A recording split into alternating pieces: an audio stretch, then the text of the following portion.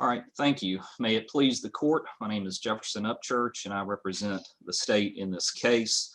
I would like to reserve 2 minutes for rebuttal. The Court of Appeals was not correct when it concluded that an accused right to an additional independent test in a DUI case is invoked by some statement that reasonably could be construed in light of the circumstances to be an expression of a desire for such test. Under the laid out standard as it is now, a communication from a DUI suspect may be treated as a request for an independent test without being sufficiently clear to put a reasonable officer on notice that this statutory right is being invoked. And the state in this case is simply asking the court to correct the laid out standard by imposing the same standard that applies to criminal defendants when deciding if they have invoked their constitutional right to counsel under the U.S. Constitution, or under the Sixth Amendment to the U.S. Constitution. That is, we're asking that the suspect must unambiguously request the additional independent test. He or she must articulate his or her desire to have the independent test sufficiently clearly that a reasonable police officer in the circumstances would understand the statement to be a request. One of the issues with the current laid out standard is that it's overly broad, and that is it provides more protection to DUI suspects potentially requesting independent test than the standard used in determining if a defendant has invoked his Sixth Amendment right to counsel. As then Judge Peterson noted in his concurrence in the Wright opinion, whether statements reasonably could be construed as expressing a desire for an additional test is not then an exacting test. However, in stark contrast, we require unambiguous request, the higher standard of reasonably would, when determining whether a defendant has invoked his or her Sixth Amendment right to counsel by requesting an attorney. And I would also like to point out this court. Let me counsel, while I appreciate the sort of oddness of a test for a constitutional right versus a statutory right, but you said it's overly broad. Can you help me understand, separate and apart from that, it seems odd in comparison to the right to counsel. Help me understand the state's position as to what is overly broad. Someone still has to have made a statement, correct? Yes, and maybe overly broad wasn't the best term to use, but yes, the suspect would still have to make a statement. I guess what I meant was it provides more protection to a defendant in a DUI case, which is states are allowed to provide greater protections than the constitutional floor, are they not? Yes, Justice. I know we're talking about two different rights here, but a state is allowed to set a standard higher than for some statutory right than is required for some constitutional right, correct? Yes, that is true, Justice. However, I would also like to point out the court's reasoning in the Davis case for their bright line rule. They point out that in balancing both the accused rights and the state's rights, we have to consider the other side of what they called the Miranda equation in Davis, and that was the need for effective law enforcement. And there's a quote in Davis where they explain their reasoning, and they say this clarity and ease of application would be lost if we didn't use this rule, and police officers would be forced to make difficult judgment calls about whether the suspect, in fact, wants a lawyer in that case. Mr. Upchurch, can I ask to kind of follow up on this? I mean, the constitutional right, the U.S. Supreme Court says we're gonna do this balancing between, Miranda and law enforcement interests. Is there any constitutional right to get an independent blood or breath test if you're a DUI suspect? No, Justice, not that I'm aware of. So the Constitution really has nothing to do directly with this issue, right?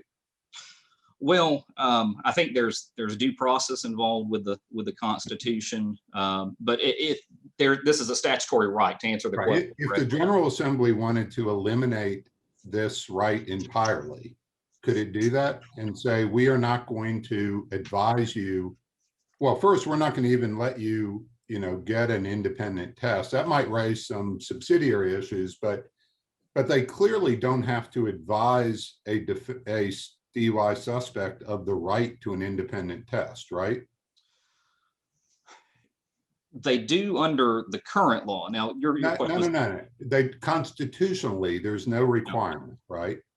no, sir, not that I'm aware of, because this is a legislative Right. issue. So this is purely a matter of statute, right? Yes.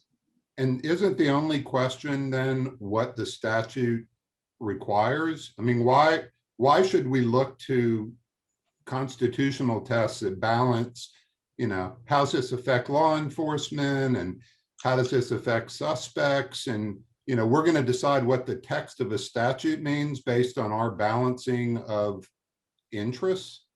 Well, the statute is silent as to how to interpret what could be considered ambiguous request. And because the statute is silent as to that, the courts are going to need to have a standard to apply in these situations where it's not at all clear as to what the defendant may or may not be asking. And that's why it's important to have the best standard in place. And if that's the case, then we need to look at these other rules. Or these other constitutional concerns. Why is that? Why wouldn't we look at it and say the statute says read this.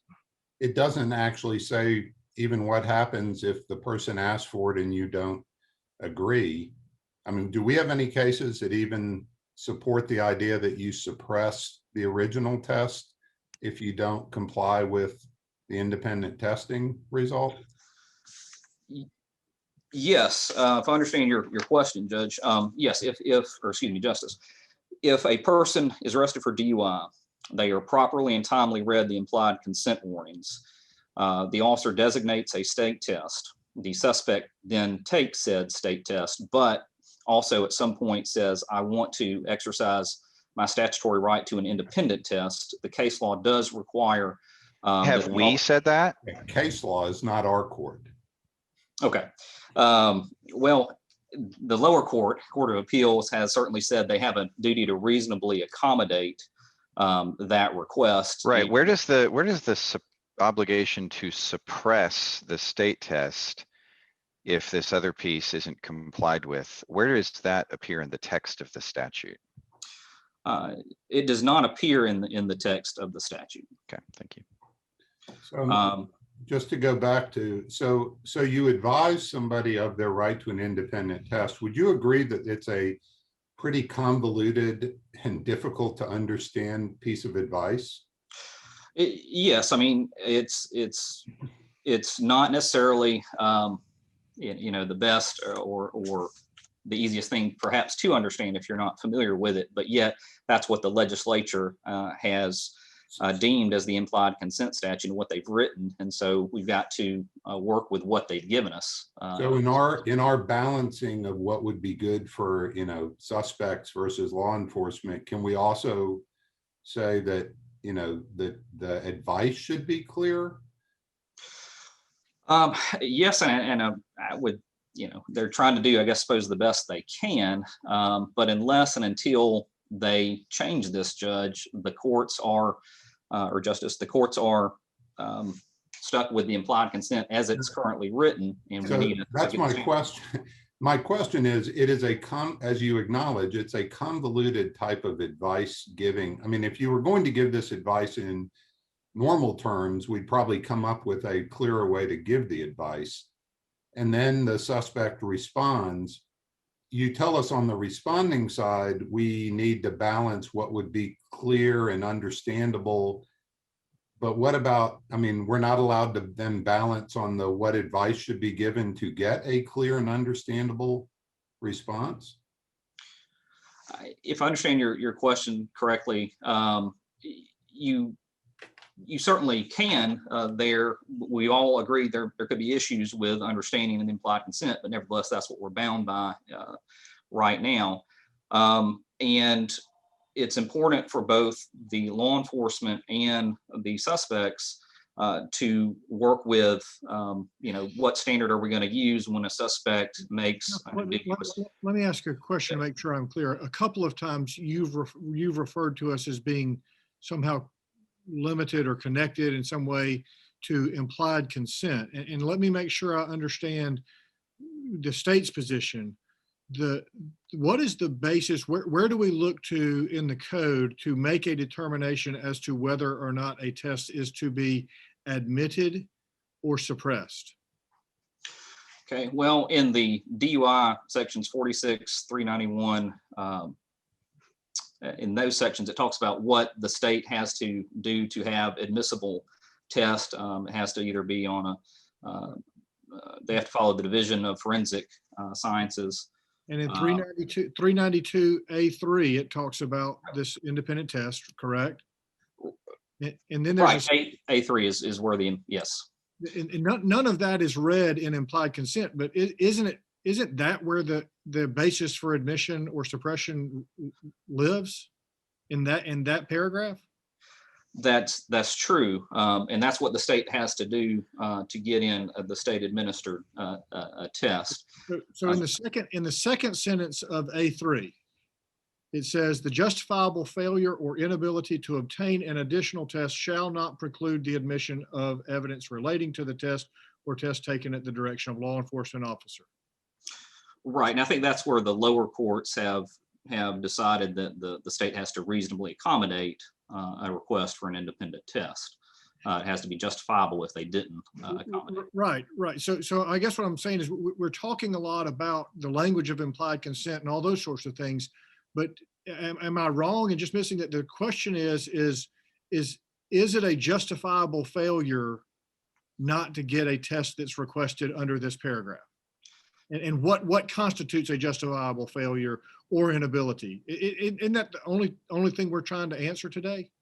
Oh, well, I'd have to respectfully disagree with that's the only thing we're trying to answer. In the statute that you're referencing, Justice, it does mention about the unjustifiable failure to do so, and that's where the lower courts have said there's factors you have to look at as far as what how much is it going to cost, or where they're going to take them. All these, there's a lot of factors that play into did the state reasonably accommodate the request. But the question certified by this court was the Court of Appeals correct when it concluded that the Laidlaw standard was the correct standard. Isn't the Laidlaw standard an attempt to determine what is justifiable failure?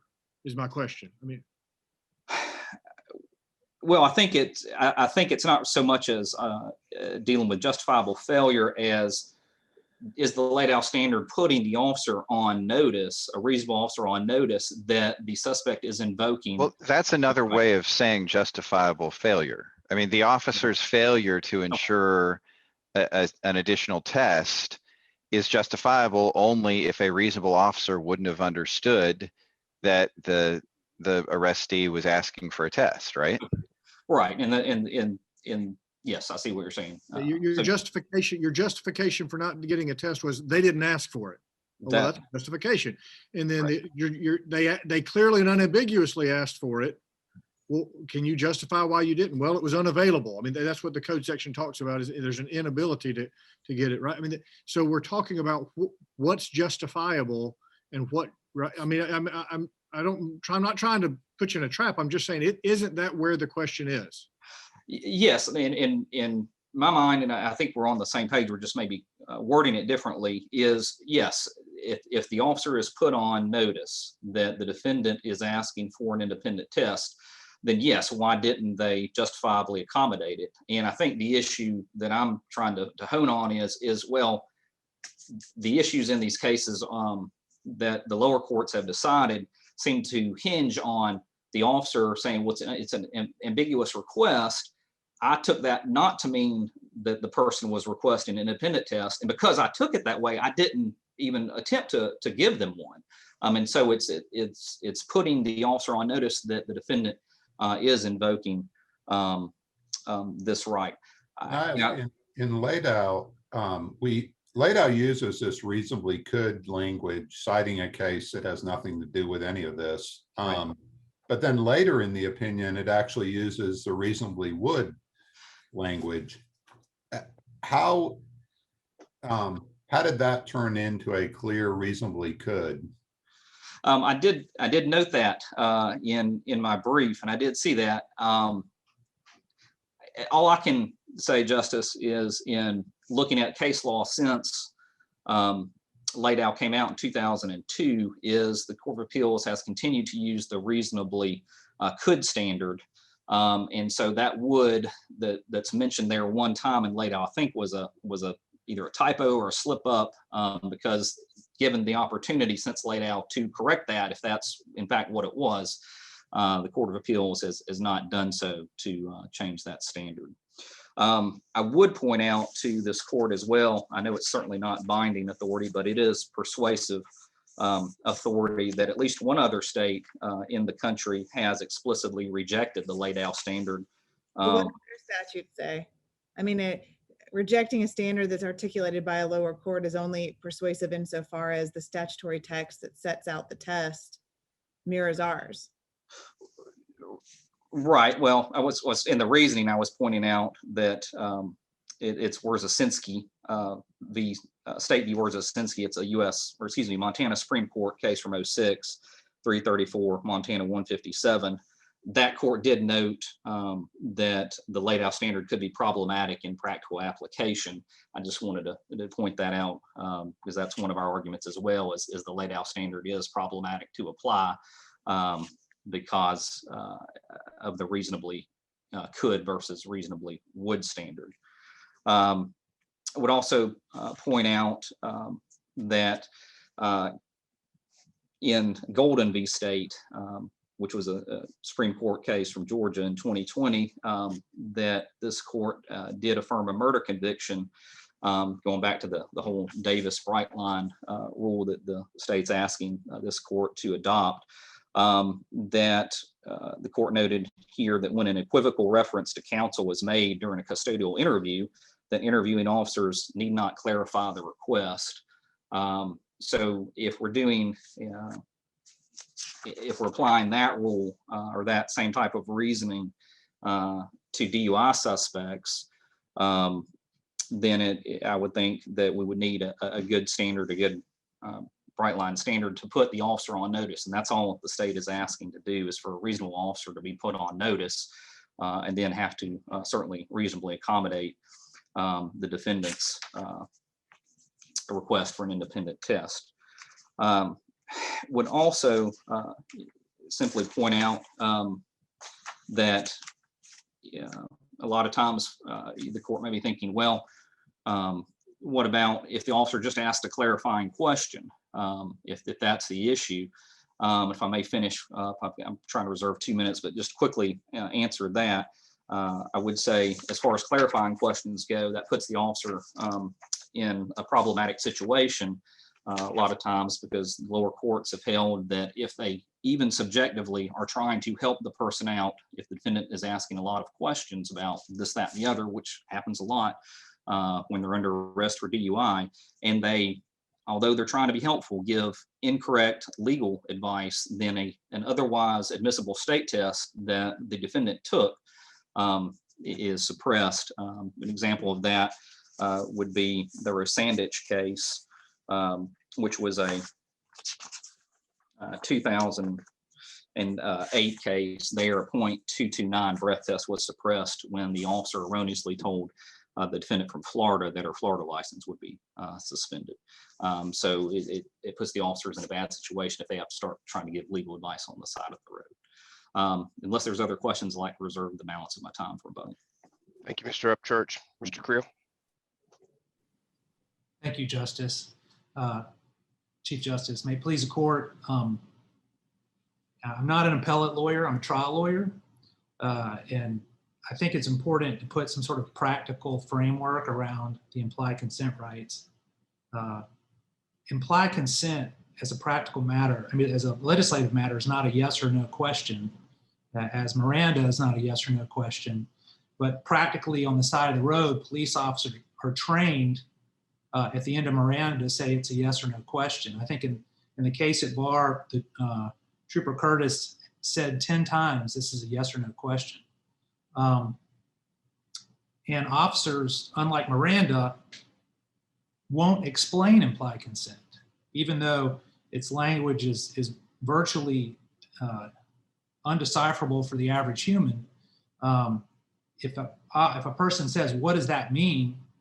The officer say, I can't explain it to you. I can reread it to you. And in this case, Mr. Creal, where do you begin the process of finding the right test to apply? What text do you look to?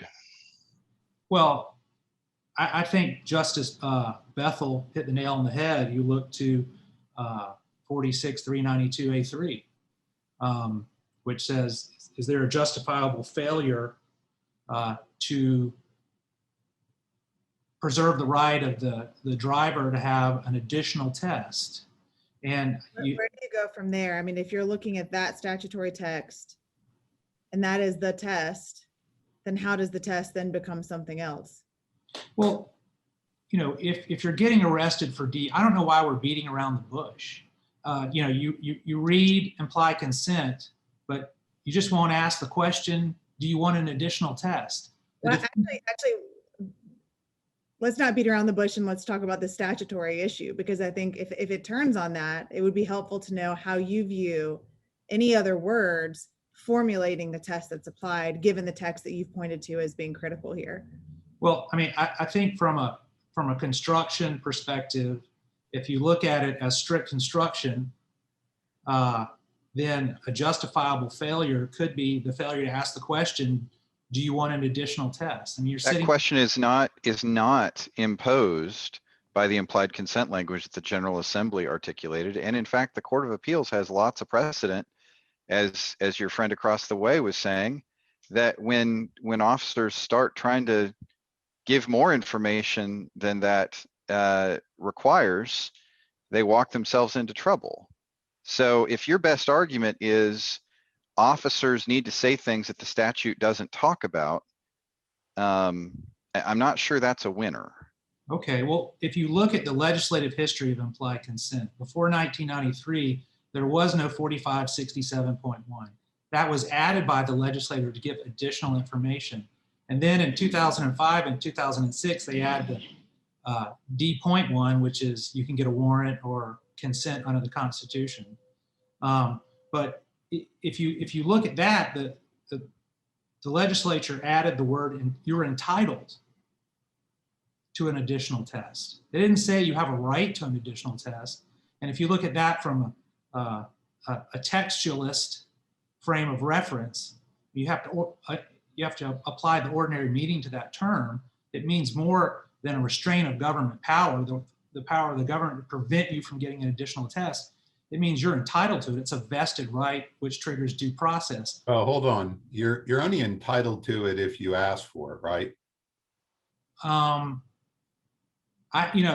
me, you are entitled to a test means that it's a vested right, that they have to ask for a waiver. I mean, if you're giving a common sense, reasonable interpretation of that language. I don't know what you're saying there. I mean, there are lots of things you're entitled to in life, but you don't get them without asking for them, asserting them. For example, you're entitled, if an officer asks to search your house, for consent to search your house, you are entitled to, by the Fourth Amendment, to say, no, go get a warrant, right? Right. If you do not assert that right positively and you say, okay, come on in, you have given up that right. I mean, entitlement is used, I think, a total of 9 times in the Georgia Code. And if you look at, Cleveland Board of Education versus Loudermilk, 470 U.S. 532, that's a case where the statute provided that civil service employees were entitled to hold their position. So counsel, I'm struggling with sort of the difference between what's an entitlement and what's a right in your argument. Let's nevertheless say that your entitlement says that you have some sort of absolute right that must be sort of further explored. Going back to what you just said is the right place to find the test. The test is, the justifiable failure. So in other words, Right. I'll accept your premise that you're entitled to something, but then the code says the justifiable failure shall not preclude the admission. And Well- so if you fail to assert the right to which you're entitled, in other words, if you simply don't say anything at all, and and then you come to court and you say, I wanted a separate test, and the officer says, I had no idea, they didn't say anything at all, would that not be a justifiable failure to, and even under your construction, give you something you have a right to or an entitlement to? So when are you entitled to an additional test? Is it when the officer reads implied consent, or is it after you physically submit to the state administered chemical test? So maybe a reasonable person hears implied consent and thinks, okay, I'm going to go to the station, I'm going to take the blood test or the breath test, and then the officer is going to give me an additional test. Just to be clear, I mean, Justice Bethel's question is, your view is you must affirmatively waive the right. You get an independent test unless you say, I do not want an independent test. That's what a waiver would be. Right. If you remain silent, if the officer reads you the warning, the implied consent warning, and you say nothing whatsoever about an independent test, and you don't get one, does that mean the government's test is suppressed because you didn't affirmatively waive it? I mean, I guess that depends on how you define justifiable failure. So, That is I mean, if your that's your answer. position, you're asking us to overrule Ladau in the other direction, right? Well, I'm asking you to uphold Ladau, but I'm saying that you could overrule Ladau in the other direction if you give it a, implied consent in 46-392, a common sense interpretation. I mean, if you look at Miranda and implied Are there any cases from any Georgia appellate court holding in any way that the state is obligated in every case to provide an additional test, regardless of whether or not it's asked for? No. Okay. There's no cases. In fact, there's the Padium case or whatever that said, You say it's a common sense reading, but help me understand, under the way you've just described it, why the language justifiable failure would have any meaning under the way you've described it. I mean, you would, I think, at least agree that an inability, an actual, practical inability might still have a basis. But if I have an absolute right to something, there's no justifiable failure to not do it, right? So those would be incongruous.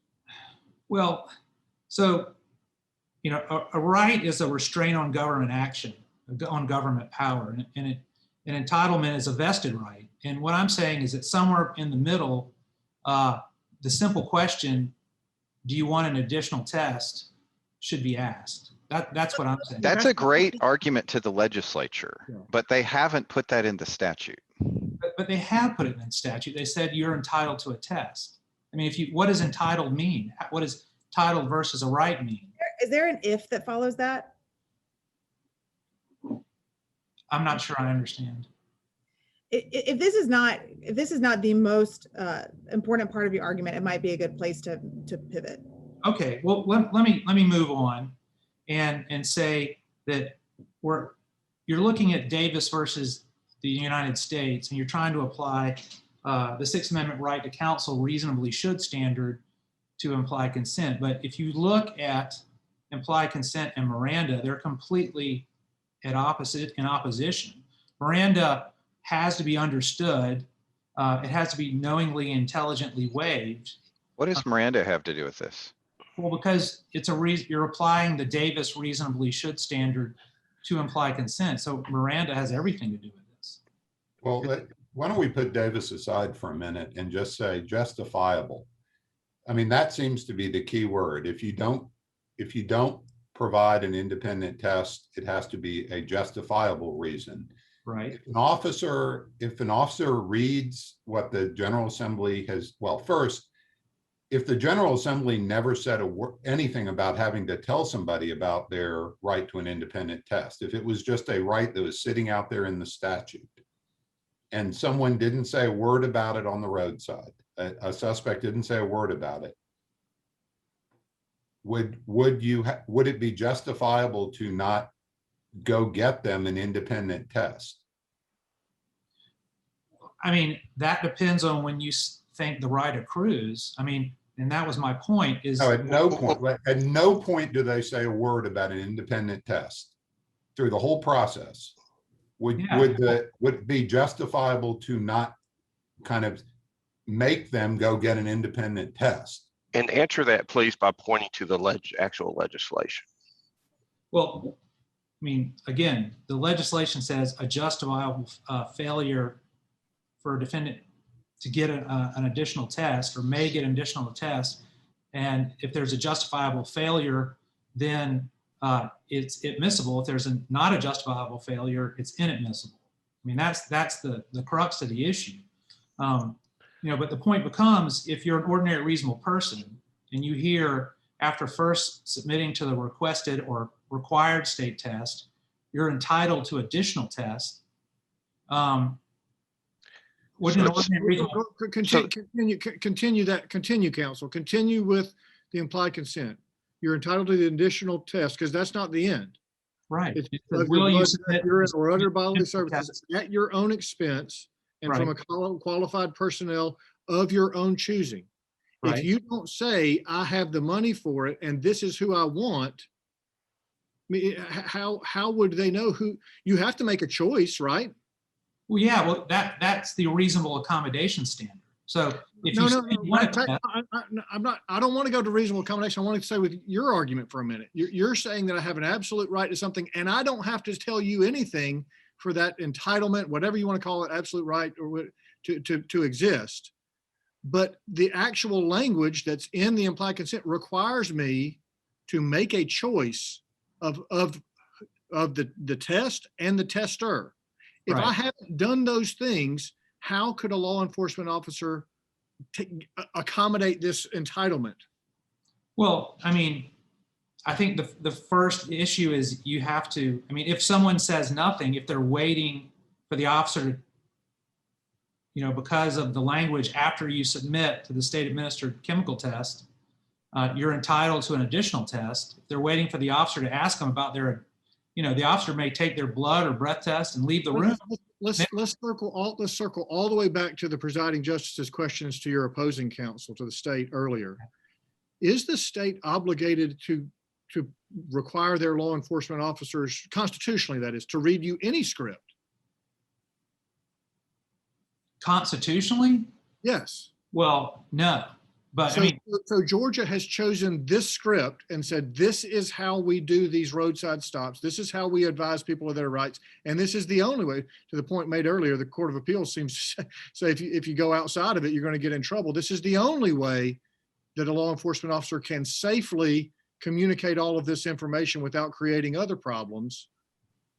well, because they added D1 to 4567.1, that adds a whole constitutional dimension after Olivic and William, because now there's a totality of the circumstances. And if you're deceiving someone, then you can't have actual consent. And that's a whole different ball of wax. But it's part and parcel of the whole situation. When it says justifiable, is it talking, whose perspective is that from? Isn't it from the state's perspective? I mean, it's the state's failure that has to be justified, right? Right, but it's also the state's burden to prove that there was no justifiable failure. Okay, but justified sounds like reasonable. I mean, I bet we can There was find not it. a justifiable. And so if an officer is not put on notice reasonably that the person wants a test, and as Justice Bethel says, ultimately put on notice on who they're going to get it from and how they're going to pay for it. But if the officer isn't put on notice of that, why is it not reasonable for the officer not to then kind of go with what he's got in front of it?